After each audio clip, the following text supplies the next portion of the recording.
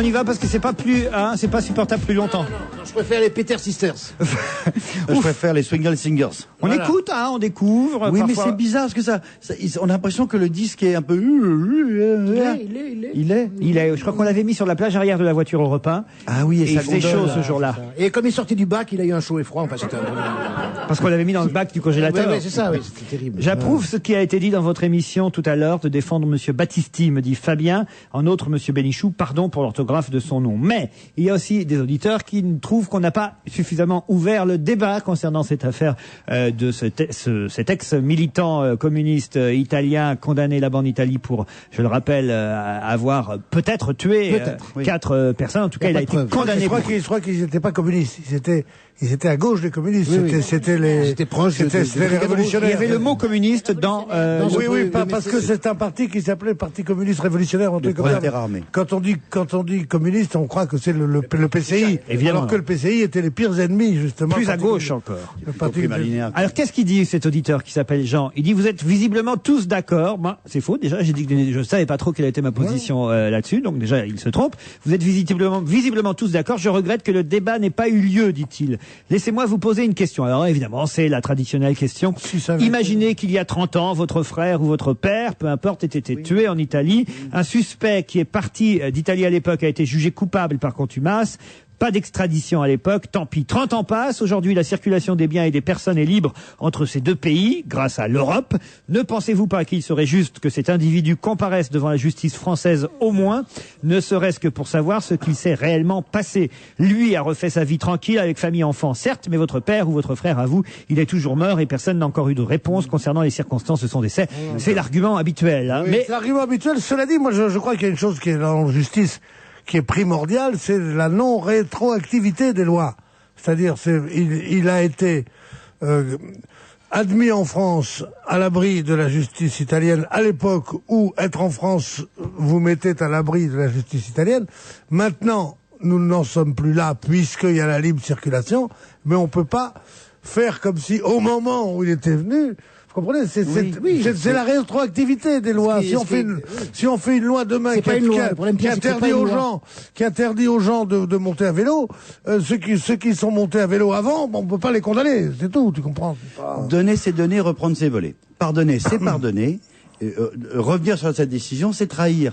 C'est fait. Ça fait 30 ans qu'il est pardonné. Alors c'est vrai que c'est le fait du prince, mais il était corroboré, c'était Mitterrand. C'était fait ensuite par les premiers ministres successifs. Balladur, Chirac. Et par les présidents de la République de droite qui n'ont rien changé. C'était un fait acquis. 30 ans après, on a pardonné. Faut pas revenir en arrière. Ça se fait pas. Jean? Je reprends ce que disait Pierre. Une loi n'est pas rétroactive, bien sûr, mais là, ce n'est pas une loi. C'est ça. C'était une espèce de convention. Une jurisprudence, on dit-on. Oui, mais c'est même pas non plus une jurisprudence. Non écrite. C'est un truc non écrit. C'est top là et c'est encore plus noble. Voilà. C'est top là. Et ça, c'est pas bien. C'est pas bien. J'adhère complètement à l'analyse de Jérôme Bonaldi à propos de cette affaire Battisti, dit Martine, mais sa citation, celle que vous avez faite tout à l'heure, n'est pas de Brecht, mais de Martine Niemöller, dit-elle. Voici le texte intégral. Lorsque les nazis vinrent chercher les communistes, je me suis tu parce que je n'étais pas communiste. Lorsqu'ils ont enfermé les sociaux-démocrates, je me suis tu, je n'étais pas social-démocrate. Lorsqu'ils sont venus chercher les juifs, je me suis tu, je n'étais pas juif. Lorsqu'ils ont cherché les catholiques, je me suis tu, je n'étais pas catholique. Lorsqu'ils sont venus me chercher, il n'y avait plus personne pour protester. Voilà. C'est un pasteur protestant, un pasteur protestant qui a écrit ça. Eh bien, que Brecht a repris dans un poème, c'est vrai. Et le lire chez moi. Un couple de boulangers condamnés à Bordeaux, c'est une histoire atroce, vous avez peut-être entendu ça ce matin sur Europe 1. Le tribunal correctionnel de Bordeaux a condamné 2 boulangers à 1 an de prison ferme et a versé 8 000 € de dommages et intérêts à leur apprenti. Le jeune homme, victime de nombreuses brimades et mauvais traitements, s'est enfui en 2001 après avoir reçu un coup de couteau. On n'imagine pas que ça existe encore. C'est l'esclavage moderne, c'est ça. Il était et qui a donné un coup de couteau? La boulangère? Ou le boulanger, on ne sait pas. Oui, il voulait un pain au chocolat. Bon, voilà. Ouais. Mais vous avez... Non, mais il y a des boulangers. Moi, les boulangers... Vous n'aimez pas les boulangers, dites-le. Les boulangères me font... Il y en a des sublimes. Mais les boulangères, à une époque, les boulangères pâtissières, il y en avait une à Neuilly, elle était grosse. Elle était maquillée comme ces gâteaux. C'est racisme? Oui. C'est quoi ça? Et elle me faisait peur, cette boulangère. Elle était deux... C'était une méchante, on a le droit. Il y a des bonnes boulangères et des mauvaises boulangères. C'était du temps des caramels à 1 centime? Ah bah, à peu près. Et alors, elle était grosse derrière sa caisse, maquillée comme une bagnole d'occasion. Et tous les petits bonbons étaient juste en dessous, tu sais. Alors, elle se penchait et elle regardait les enfants. Tu touches pas, hein? Attends, tu mets les bonbons à la hauteur des yeux des mômes. Et un jour, je vais donner un billet de 200 francs, c'était à mon fils Frédéric, pour acheter 2 baguettes. Et il est revenu, il y avait non seulement les baguettes, mais plein de bonbons. Je lui ai dit, mais qu'est-ce que tu as fait là? J'en ai demandé, et la boulangère avait accepté. Je suis allée voir la boulangère, je dis, c'est pas bien, vous savez très bien qu'il va pas acheter pour 200 francs. Et quelques mois plus tard, je détestais cette boulangère. Et j'étais pas la seule, son mari s'est pendu dans la boutique. Si elle m'entend, elle se reconnaît. À l'angle de la rue Ernest de Loison, je dis les choses, il s'est pendu, il est tombé dans la farine. Juré. Et quelle est la leçon que vous tirez de ça Qu'il faut se méfier des boulangères, c'est ça qu'elle veut dire. Alors que j'en ai une autre, Avenue Malakoff, que j'adore, mais il y en a des grosses, comme ça, qui sont méchantes. Quand on vend des choses... On n'est pas forcément méchants, parce qu'on est gros. Mais non, mais j'en ai plein, que j'adore, celles dans mon quartier. Mais j'ai des souvenirs de grosses boulangères peintes, qui tapent sur les doigts des petits enfants qui regardent simplement le petit carambar. Il y a des enfants malheureux. On dirait du Dickens. Toutes les boulangères qui sont grosses, trop maquillées, Et qui vendent dont des le mari carambars. se pend, qui ont des grosses biches et des petits mitrons, Et qui vendent des bâtards à et 200 qui vendent des balles. bâtards à 200 balles, toutes celles-là n'écoutaient plus Europe 1. Non, mais ça, l'histoire là, c'est beaucoup plus grave. C'est pas ça. C'est à part ton fantasme félinesque sur la boulangère, salope. Mais c'est vrai que ce garçon a été pris en apprentissage. Il était logé. On le payait très peu. En plus, il lui louait un logement, ses 2 propriétaires. Et ce type qui est pas débile, j'ai entendu son avocat hier, il n'est pas débile, il était terrorisé parce qu'il avait peur de se retrouver sans rien, sans logement, sans travail, et les patrons en profitaient. Alors moi, je demande... Qu'est-ce qui s'est passé? Racontez-moi l'histoire. Finalement, Je ne connais pas le fait divers, merci. les deux. Il travaillait jour et nuit, il dormait dans un local Alors, abominable. comment tu veux faire? Si t'as un apprenti, c'est pour le faire travailler, non? Il touchait pas sa paye, les patrons Mais tu s'étaient veux pas arrangés. le payer en plus, il était battu. Ah, il était battu, ça c'est Les moche. parents s'étaient arrangés pour le brouiller avec ses parents. Il était terrorisé. Il allait pas Terrorisé. Quel âge sortir au coin de la rue. Pas de pitié, Quel âge un jeune homme? Un jeune On homme. voit Il a ça. reçu un coup de couteau. Je me souviens être allé une fois en tournée dans un. J'avais dit au patron, mais c'est pas dans un bar. Mais je vous jure qu'il y avait une jeune femme qui était là. C'était en tournée, je sais plus où. Et c'était près de la gare. On est dans un bar en train de prendre un café en attendant le train. Et je vous jure qu'il y avait un couple. On aurait cru que la jeune fille qui était serveuse dans le bar, c'était Cosette. Ah oui, oui. Bien sûr. Tellement, mais c'était odieux dans la façon dont elle était traitée, et je me souviens plus exactement les phrases qui lui étaient prononcées, mais j'étais intervenu en disant, mais vous pouvez pas lui parler comme... Mais ça existe encore. Eh ben, c'était ma Bien boulangère, celle qui ressemblait à ma boulangère. Ta boulanger.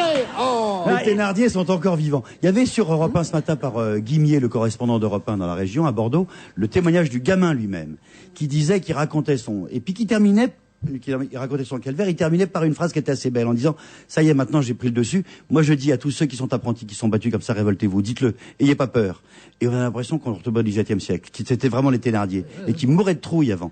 Mais réécoutez Europe 1 sur Europe 1.fr. Parce que bon, il faut un peu de sévérité, hein, Pierre. Vous avez eu un petit apprenti, vous, à un moment donné, il faut un peu de sévérité, mais pas Oui, trop. j'ai eu un petit apprenti, j'ai eu beaucoup de petits apprentis. Mais j'ai eu Philippe Bouvard comme apprenti. J'ai eu Jacques Martin, c'était mes 2 apprentis. Hein, je les ai maltraités, mais ils ont bien marché après. Et ils me disent, grâce à toi, non, j'ai pas jamais eu d'apprenti. Pour une fois, je reviens sur ce que j'ai dit. Je trouve que c'est la chose la plus ignoble, la plus lâche, la plus dégueulasse. Comment des gens osent faire travailler des types sans les payer, en les maltraitant, en les humiliant, ce qui est encore pire. Tout ça parce qu'ils possèdent un malheureux petite boutique. Une malheureuse petite boutique et qui se croient les rois du monde à cause de ça. Vraiment, c'est ignoble, quoi. Et je crois que la population là autour de cette boulangerie boycotte maintenant. Penses-tu? Oui, Ils ont aussi des apprentis. Tout le monde a des apprentis. Mais non, putain, on en a pas. À part des moi apprentis. et 2 ou 3 autres, le monde est ignoble. Donc, la boulangerie va faire faillite. Même pas, ils gagneront encore plus d'argent. Mais qu'est-ce que vous avez contre les boulangeries, Daniel? Ah non, c'est un métier où tel que je me connais, attendez, j'ai des copines boulangères, mais celle-là m'a marqué. Je dis que ça doit être très dur de refuser à un petit enfant qui a 3-4 ans, qui est pauvre, qui vient chercher la baguette pour sa maman. Surtout, oui, et non, mais ou ailleurs, le petit môme, attendez, je vous jure. Il y a là, je- un môme là, je d'enfant blague pas. pauvre là-dedans. Là, je suis Regarde. sérieuse. Le J'ai nombre vu le de petit fois. Sarkozy l'autre fois en train de mendier dans la rue.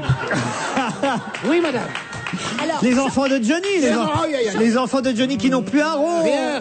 je suis sûre que vous faites comme moi. Vous êtes dans une boulangerie de quartier. Il y a un petit môme, il compte ses petites pièces jaunes là. Et alors tu lui voles les pièces et tu cours. c'est ça Non. Et tu les Mais donnes à il- Bernadette. Et voilà. Et il lui manque 1 ou 2 centimes pour pouvoir s'acheter la sucette. Oui. T'es obligé S'il veut bien être de gentil- lui donner. Et S'il veut bien être gentil avec moi, il l'aura. Ah non, pas ça. Ah non, on va recevoir du courrier.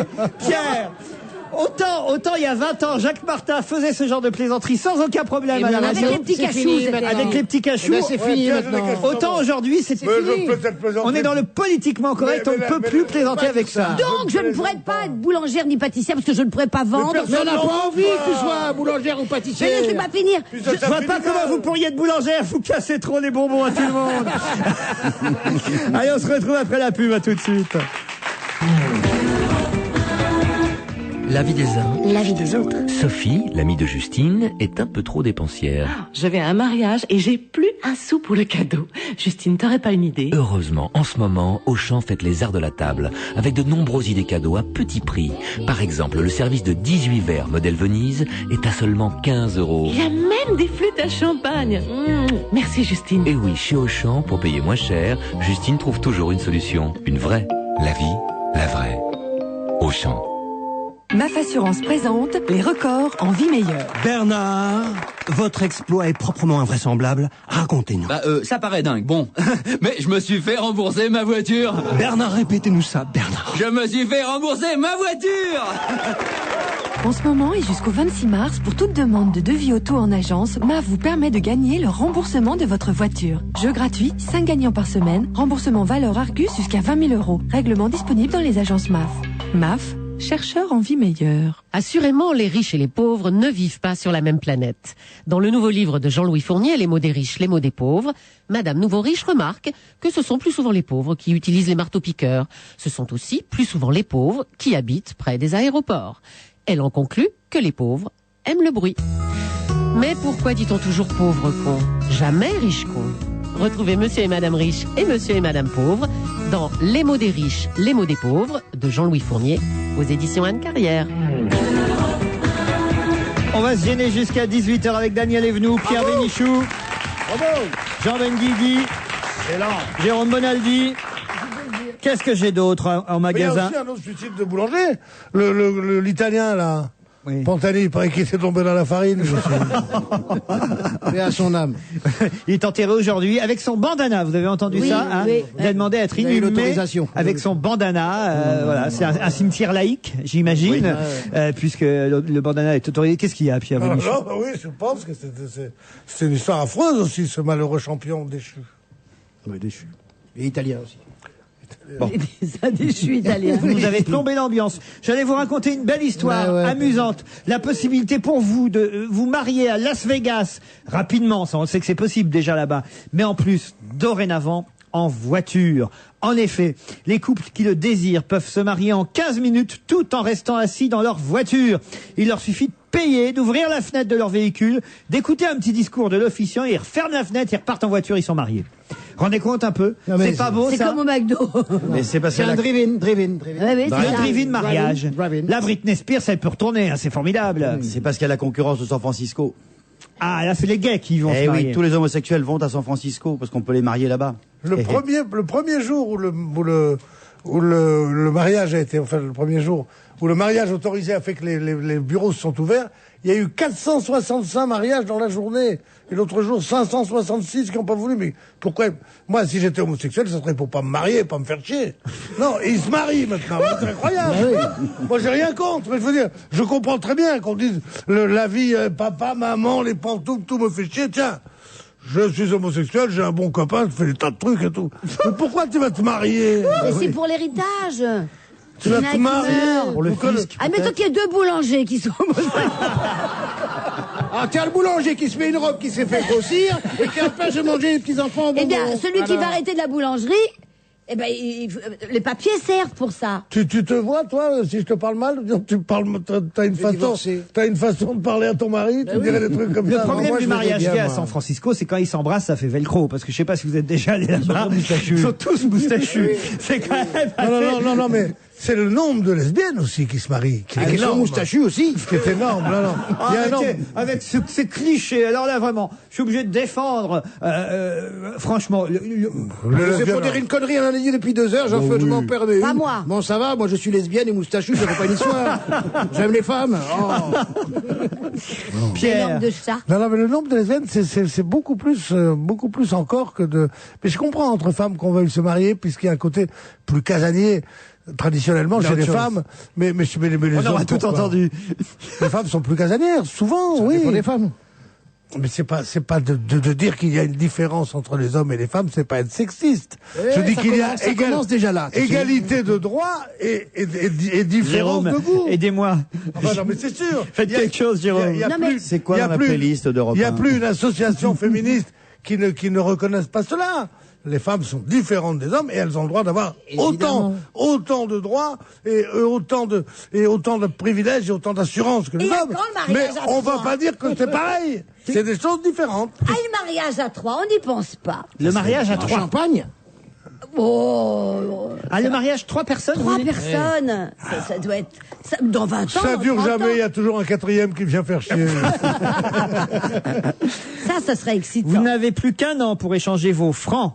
Après le 17 février 2005, il ne francs. sera plus possible d'échanger en euros vos francs. Les francs en billets ou en pièces? Pièces, c'est trop tard, je crois. Hein. 9 billets, en revanche, resteront échangeables, dont certains jusqu'en 2012. Ça veut dire que ça doit être effectivement les pièces encore. Hein. Les billets devraient être encore échangeables jusqu'en 2012. Il s'agit des Vous pièces de pensez monnaie. qu'il en reste encore dans les tiroirs? Alors bah, moi évidemment. je pense chez les gens qui vont mourir. Enfin, je me comprends, ceux qui sont encore vivants. Et qui sont vieux. Et qui Oui. ont mis de l'argent dans les draps, comme on faisait dans le temps. Et qu'on découvre après. Après leur mort, on Les va boulangères. découvrir. Les boulangères. Les boulangères. La boulangère a des écus. C'est pas ça? Oui, très bien. L'autre jour, j'ai voulu acheter une machine à laver. Oui. Et je suis allé avec des francs, avec des billets de 500 francs. Elle coûtait 3200 francs. Je suis allé avec des billets de 500 francs. Il a refusé. Ils n'ont pas voulu. Mais pourquoi vous avez encore des francs, vous? Parce que, où veux-tu que je mette les sous qui sont dans ma lessiveuse si je veux acheter une machine à laver? Sans ça, il faut que je vide ma lessiveuse pour acheter une machine à laver. C'est un truc pour De Vos, ça, il pourrait être un Oui. expert. L'an dernier, en Allemagne, ils avaient accepté les anciens marques, et je crois qu'un grand magasin parisien sur les boulevard Haussmann l'avait fait, où on acceptait les francs. Allez, profitez-en, venez liquider chez nous. Et ça avait un gros succès. Ah ça oui, avait tous bien les marché. hommes politiques sont venus. Une éducation sexuelle trop poussée. Le Danemark a été le premier pays à briser le tabou du sexe en légalisant la pornographie. Ils sont comme ça, les Danois. Hein. Mais là, ils ont poussé le bouchon un peu trop loin, puisque le gouvernement libéral conservateur danois en effet, vient de financer et de publier un CD-ROM qui s'appelle Sexstars, un CD-ROM éducatif qui contient des leçons d'éducation sexuelle. C'était avec l'agrément du planning familial et tout ça, destiné aux élèves de 15-16 ans. Hein. Donc pour à l'école, donc j'imagine, ce DVD, ce CD-ROM devait être fourni à toutes les écoles pour donner des cours d'éducation sexuelle aux petits Danois, enfin aux Danois de 15-16 ans, des adolescents. Donc, oui. Sauf que dans ce CD-ROM, ils sont allés un petit peu trop fort, puisqu'il y avait des informations très crues sur le CD-ROM, entre autres, bon, des choses sur l'avortement, encore, pourquoi pas, mais aussi des relations sexuelles telles que l'urologie, la scatologie et la zoophilie. Ah, quand même. Ah ouais. Ah ouais. Choqué le ministre de la Santé. Oh, il n'y a pas de quoi. C'est incroyable, ça ou quoi? Et la sodomie, rien. Monsieur Lars Løkke Rasmussen a annoncé jeudi que le gouvernement avait décidé finalement de ne pas livrer le CD-ROM Sexstars qui devait être distribué cette semaine dans les collèges danois car il considère une partie de son contenu inacceptable. Bah oui. Les 60 000 CD-ROM vont être détruits. Ah, c'est un type qui aime pas les chiens, ça, c'est honteux. Mais comment quelqu'un a pu penser dans un CD-ROM de cours d'éducation sexuelle, même si c'est pour les 15-16 ans, c'est pas pour les 8-9, mais quand même déjà 15-16 ans, mettre de la zoophilie. Bah oui, tu sais pourquoi? Parce qu'il y a énormément de Danois là-bas. Et parce que là-bas aussi, le mérou brun est protégé. Non mais c'est curieux quand Parce même. que l'association entre ce... L'urologie, c'est L'urologie, c'est quand c'est pipi. Ah oui, pipi. Oui. C'est l'ondinisme. L'association entre le libertarisme totalement échevelé de ces connards qui sont prudes comme tout dans leur tête, mais qui pensent qu'il faut tout est dans la nature. Mais oui, regarde ma petite fille, c'est comme ça. C'est absolument grotesque. Alors l'association de cela avec le goût de l'argent donne ces conneries-là. C'est évident. C'est pourquoi la France est quand même un pays un peu mieux que les autres. Et puis nous, on nous a pas donné de Parce cours. qu'on sait jusqu'où on va, on sait qu'il y a des trucs qui se font, des trucs qui se font pas. Eux non, ils sont abrutis. Puis aux jeunes de 15-16 ans, il leur suffit d'écouter Europe 1. Entre 16h et 18h. Ou de regarder les autres faire. Hein Ou de regarder les Comment autres regarder faire. les autres faire Enfin, les autres. Bon. Mais comment on peut regarder les autres Enfin, on t'a pas donné de Où on cours. peut regarder les autres on peut y faire aller, on peut Après, y dans aller le truc, maintenant. c'est sûr quand tu regardes tes parents. Mais ça va pas, non Comment tu parles de mes parents, toi Vous, par exemple, vous n'avez jamais donné de cours d'éducation sexuelle à vos enfants vous avez... Non, à une dame qui travaillait chez moi à une époque. J'avais une employée de maison qui était déclarée et elle s'est mariée. Je suis sûr qu'elle était au noir. Je suis sûr qu'elle était déclarée. Alors ça, c'est la précision qui tue. Oui, ça, elle était déclarée. Non, je sais d'où vient la conclusion. Ta confusion, elle était déclarée, mais elle couchait avec un Africain. C'est pour ça qu'on pouvait dire qu'elle Pas était du tout. au noir. Et si elle mais vous était quand entend, même... je dis Carminda, si vous m'entendez, appelez-moi à Europe numéro 1. Je voudrais la retrouver. Et elle s'est mariée un jour, elle m'a dit je vais me marier au Portugal. Et elle était vierge. Oui. Ben, je lui ai tout expliqué. Je vous jure, On madame, était j'ai à pas couché table avec un mes garçon. enfants et Georges, je lui ai expliqué comment ça allait lui faire. À table Bien avec les ou du enfants, mal. vous lui avez expliqué. Oui, oui. Je vous jure que c'est vrai, j'ai même pris une banane. Arrête. Attendez, elle savait pas, elle était vierge, elle avait 27 ans, pauvre femme. Mais non, mais d'accord, mais qu'on se marie vierge, Il fallait lui expliquer qu'elle allait avoir un peu mal. Quand je pense- Sans être rétrograde. Quand je pense qu'il y a un Quelqu'un qui se pauvre marie type au vierge. Portugal qui tous les soirs a le droit à une banane. Non, non. Maintenant, ils vivent en France. Elle s'est mariée là-bas, mais mon histoire était Non, mais émouvante. elle avait 27 ans, elle savait pas ce que c'était qu'un zizi. Voilà, exactement. Mais Alors, vos je- enfants, avec quel âge, eux qui étaient à table quand vous Oh, expliquiez que l'âge de Georges. Ils avaient, ils étaient 91 grands, ans. ils avaient 15-16 ans, quoi. Ah bon. Je dis, mais Carminda, vous pouvez pas vous marier sans savoir que vous allez avoir un petit peu mal, qu'il y aura peut-être un petit peu de sang. Enfin, je lui ai expliqué.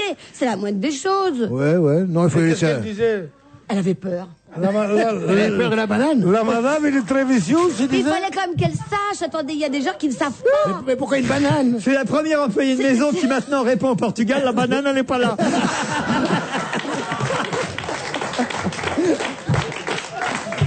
Mais elle était déclarée, c'est ça l'essentiel. Ah non, c'est un festival, Daniel est venu aujourd'hui. Carminda, appelée Carminda. Tu l'as payée en sexe emploi service Oui. Oh non, je l'adore, je l'adorais. Elle est restée 10 ans à la maison et elle me manque. Oui. Voilà, elle s'est mariée. elle 10 est ans à la revenue. maison, et vous croyez et vous avez cru 10 ans à la maison, c'était à l'époque Martin ou Filiou Filiou. Et Filiou, et après, vous elle est croyez revenue. qu'elle était encore vierge Attendez, elle est revenue avec son mari vivre à la maison, il n'avait pas de travail, et on avait un baby-foot dans l'entrée, et lui, il parlait pas français, il avait une passion pour le baby-foot, mais bon, il se promenait à la maison toujours en slip. On avait beau lui dire, attends, quand même, y a bon, des c'était enfants. le mari de Carminda, il dormait dans la chambre. Mais il pensait qu'une banane, ça ne rentait pas. On avait 4 chambres, mais il n'y avait pas de chambre de bonne, nous. Les gens vivent à la Il maison. dormait chez vous. Il dormait chez nous avec Carminda et mais un soir on avait des Tous invités. ensemble, il y avait un grand lit. Voilà. Et je me souviens, il y avait Michel. des régimes de bananes. On avait Michel Cotta qui était venu dîner. Mon Dieu. Et La mêlez pas à ça, la pauvre. non, y est pour c'est rien. pas honteux. Elle adore jouer au baby-foot. Oui. Et on était au baby-foot. La réputation de Michel Cotta. Et alors Oui, alors et Au lui. Portugal, ils ont le baby-boom, ici, on a le baby-foot. Mais il n'y a pas Pareil. de chute, mais simplement, il entend, il était dans la chambre, et pendant que Carminda et moi on faisait le repas, il entend, Georges, il entend le bruit du baby-foot. C'est ce que ça fait le bruit, ça fait boum boum. Oui, un Enfin baby-foot, quoi, oui. Et là, il n'a pas Refais-le pu au se baby. retenir, il est arrivé en slip, il a joué Michel Cotta au baby-foot, c'est tout. Et Michel Cotta n'a rien dit. Oh bah elle a beaucoup ri. Elle savait, elle. Elle est très forte, Michel. Michel est très forte au baby-foot. Mon Dieu, mon Dieu. Michel, je t'embrasse. Dis-lui qu'elle t'appelait Europe 1 aussi. Michel, je t'embrasse. je me signale une manifestation de boulangère rue François 1er qui vous attend à la sortie à 18h, Daniel. Ça, c'est Et terrible. les avocats de Michel Cotin ont déjà appelé pour l'histoire de la banane. Oui. Un peu de musique avec Bruno Caligiuri. Vous le connaissez mieux sous le nom de Cali. Voici une nouvelle chanson de Cali. Il a 35 ans. Il a conquis le public avec son premier album qui marche très très bien. Voici donc Cali. Je suis obligé de meubler parce qu'ils sont pas prêts derrière la vitre. Alors que nous écoutons avec plaisir. Avec plaisir. Il est dans la playlist qu'il est de pas Europe 1. oui, oui. Il a fait une très belle chanson. D'ailleurs, c'est un chanteur. Il y a 10 ans que je l'aime. Mais il change de nom. Mais Enfin, son il premier s'appelait- album a bien marché, tu sais. Et le baby-foot, tu sais jouer. Cali. Donc il est nominé, on espère, c'est pas mal, on espère qu'il obtiendra une victoire. Ce sera le samedi 28 février, les victoires de la musique, animées par Guillaume Durand et Jean-Luc Delarue. Vous êtes allé au cinéma pour nous, Daniel Evenou. Je vous ai envoyé voir Retour à Cold Mountain, dont, alors, il faut le dire, les critiques sont partagées à propos de ce film, mais dont on dit quand même que c'est un film pour les Oscars, que normalement les comédiens et le réalisateur devraient obtenir de nombreux Oscars. Le réalisateur, c'est celui qui avait réalisé, si mes souvenirs sont bons, le patient anglais. Voilà. Alors, c'est comment Retour à Cold Mountain? Écoutez, moi j'étais tranquille chez moi ce matin. J'avais fait le café, j'avais fait mon thé. Je m'étais fait monter. Et le téléphone sonne, c'est Paul, Paulette. Ça s'appelle France aussi, tu peux le dire. Qui me dit, ce n'est plus tel film que tu dois aller voir, c'est... alors là, ma vie, c'est... J'ai changé d'avis ce matin. Voilà, et je me suis dit, chouette. Enfin, d'abord, je dis, oh non, je suis pas prête, faut que je me lave les dents, que je me coiffe mes bigoudis, parce que la projection avait lieu à 13h, il était 11h30. Nicole Kidman, Jude Law et Renée Zellweger. Et je m'attendais à avoir Autant en emporte le vent. C'est ce qu'on nous dit. Eh ben, j'ai pas vu. Ah bon? Ça m'est passé devant. Si je puis dire. Ah non, j'étais vraiment... Ça se passe pendant la guerre de sécession. Absolument. Et pendant le film, je me suis même échappée. J'étais dans la salle quand même, hein. Et je me suis rappelé le sketch qui me faisait tellement rire. De Roger Pierre et Jean-Marc Thibault. La guerre de sécession a cessé, c'est sûr. Très souvent, je me suis échappée. Et c'est pas très très bon signe pour moi. C'est un film champêtre. Peut-être pas tout à fait ça, parce qu'il y a quand même beaucoup de sang. Mais il y a aussi beaucoup de morts. C'est un peu mélo, c'est mélo. C'est un mélo. J'ai pas été émue et j'ai. Ah, je croyais que vous alliez pleurer comme une fontaine. Mais c'était sûr que j'allais pleurer. J'avais des Kleenex, j'avais tout. Et je ne suis pas entrée. Bon, ce sont deux personnes qui c'est le coup de foudre. Et pendant 2h33, ils vont tout faire pour se retrouver. 2h33. Ouais. Séparés par la guerre. Mais bien sûr. Oui. Par qui voulez-vous qu'ils soient séparés? Par la guerre. Il y a les sudistes, les nordistes, il y a les méchants et les gentils. Mais il y a beaucoup de morts. Il y a beaucoup de il y a des poules. Il y a des chèvres, il y a des croque-morts, il y a des coqs-morts. Des croque-morts. Il y a des bananes, il y a des bananes. Voilà. Et Renée Zellweger, on nous dit qu'elle joue pas très bien dans ce film. Alors c'est celle qui fait la dame de compagnie. Voilà, un numéro entre Bécassine et Calamity Jane, dit Télérama. Eh ben c'est peut-être un petit peu ça. Mais alors il y a un très beau jeune homme. Jude Law. Comme il est beau, mais comme il est beau. Alors lui, dites donc, il s'appelle comment? Jude Law. Quel drôle de nom, mais ça fait rien. Et alors le film c'est Cold Mountain, c'est montagne froide. Oui, ça, sans doute, ça, oui. hein. Oui. Merci, on savait pas. C'est bien ce qu'on apprend comme truc avec elle. Non mais je ne peux pas, je vais vous dire, en sortant de là, ben, je suis venue ici. Moi, en sortant de là, je vais prendre 8 jours de repos, je n'en peux plus. Et je me suis dit, Mais on nous tiens, dit que si c'est- je retournais voir Podium. On nous dit que c'est une grande fresque romantique, que je me disais Ça c'était l'est aussi, mais si vous voulez, je m'attendais tellement à quelque chose de fort. qu'il y a une belle musique, une belle photo. Tout est beau. Oui. Tout est beau. C'est vrai, tout est beau. Mais- C'est lui que j'ai trouvé le plus beau. Mais Mais- c'est un peu ça se dit languissant. Oui, languissant, c'est ce que dit la presse. Ah ben j'ai pas vu la presse moi. Languissant, ils disent. Voilà. C'est un petit peu languissant. J'aurais pu faire 1h33. Bon, et ça fait 2h45. Mais il y a de très belles scènes. C'est vrai, ils sont tous enchaînés, ils sont à moitié morts, il y a du sang, tout ça est dans la terre. Ça a coûté cher. Ah, je ne sais pas, j'étais pas Il y a sur... du pognon sur l'écran. Ah oui, beaucoup. Beaucoup, hein. Il y a beaucoup d'argent Ah, sur l'écran. ouais. C'est un film hollywoodien, quoi. Expliquez votre argot à nos auditeurs. Il y a beaucoup d'argent sur l'écran, ça veut dire, je crois savoir ce que ça veut dire, mais expliquez-vous, mon cher Bonaldi, ça veut dire Les quoi? producteurs ont investi. Voilà. C'est-à-dire qu'on voit que des moyens importants ont été mis à la disposition du metteur en scène, car il y a des scènes qui, naturellement, réclament beaucoup d'argent pour Ou les enfin, ça c'est réaliser. comme Cold Mountain, on avait compris, Pierre. Si vous Oui. nous traduisez Non, le pas français du tout. maintenant, alors là, on... Bon, ben, comme dit le journal, c'est une love story, comme on ne voit plus guère au cinéma, celle d'un homme et d'une très bien. femme qui Ouais, s'attendent on- pendant 1 heure, pendant 2 Dis-moi, heures, et qui... Europe 1 ne t'envoie pas en faisant des frais énormes au cinéma pour que tu nous lises le journal. J'ai lu comme Pauline. Mais alors, la fin m'a déçu. Ne dites pas la fin, mais si vous voulez lire le journal, lisez plutôt les articles que je vous ai fait passer concernant la visite de Jacques Chirac à Brest. C'est la revue de presse du jour. Le chef de l'État s'est rendu hier sur la base navale bretonne. Il a visité différents... On le voit descendre d'une abeille, là, c'est marrant, à Brest. Et certains ont été déçus, paraît-il, à Brest. Racontez un peu en 2 mots ce qu'on nous dit dans le Figaro, Jérôme Bonaldi. Il parle surtout dans le Figaro de la dissuasion nucléaire. Oui, on parle pas du reste. Il en a parlé là-bas. Voilà, et pour dire qu'il a rien dit. En fait, en gros, que la dissuasion nucléaire, elle n'a pas, celle du général de Gaulle, elle est intangible et on touche à rien. On touche à rien du tout, c'est-à-dire que, vous savez qu'il y a des théories, et j'ai appris ça, alors je me suis renseigné quand même, auprès de Jean-Carl Lambert, à la rédaction d'Europe 1, c'est le mec qui est spécialiste des affaires militaires. Il y a vous connaissez la dissuasion du faible au fort. C'était ce qu'on avait avant. En gros, il y avait les Russes et les Américains qui avaient beaucoup de bombes atomiques. Nous, on était petits, on en avait quand même une. Donc la dissuasion, c'était, même avec une seule, on peut t'emmerder beaucoup. Une petite bombe atomique. C'est la faible au fort. Sauf que maintenant, il n'y a plus de méchants. Sincèrement, à part les Chinois et encore, bon, ça va. Donc pas tous, hein, pas tous. Ouais. Alors la dissuasion. Les boulangers chinois, c'est terrible. La dissuasion aujourd'hui, l'un des principes nouveaux de la dissuasion, peut-être. Celle qui vendent les baguettes. C'est la dissuasion du fort au fou. Oui. On passe du faible au fort, on passe du fort au fou. C'est-à-dire que nous sommes forts, mais que le danger, c'est plus les super forts, parce qu'ils sont plus là, c'est les fous. Les petits, vous étiez voyous, pourquoi, qui auraient l'envie d'envoyer un missile d'un seul. Et donc, eux, faut faire de la dissuasion, et nos grosses bombes, elles ne servent plus à rien. Voilà. 2 secondes sur ce que vous avez vu dans la Croix, Jean Benguigui. Il y a un grand truc sur notre ami, le gars de la narine, Monsieur Chirac, notre président, qui a visité l'arsenal de Brest. Il a été compassionnel, comme toujours, en disant qu'il fallait faire très attention, que les mers restent propres. Il était contre la marée noire. Il est toujours contre la marée noire. Contre la marée noire. Ça, il l'a dit. Il a dit, hein, il est contre la marée noire. C'est pas beau, la marée noire. Il est contre les bateaux de pêche qui se font éperonner par les gros bateaux. Il est contre. Et il est contre l'immigration. Contre la guerre. Il va finir Miss France, je pense. Et attendez. Il est contre le trafic des êtres humains aussi. Ah oui, contre. Il fallait le dire, c'était osé. Voilà. Et puis il a dit que quand même, la marine française allait faire des grandes manœuvres avec ses alliés parce que l'objectif numéro 1 c'est la sécurité et ils veulent contrôler les mouvements possibles d'Al-Qaïda. Voilà. Pierre Bénichou dans le Parisien, on dit plus de choses sur la visite. Parisien, oui, on s'intéresse surtout à la baisse de popularité dont il aurait été, enfin dans les sondages disent qu'il est victime et qu'il est parti de 74% de popularité à il a 47%.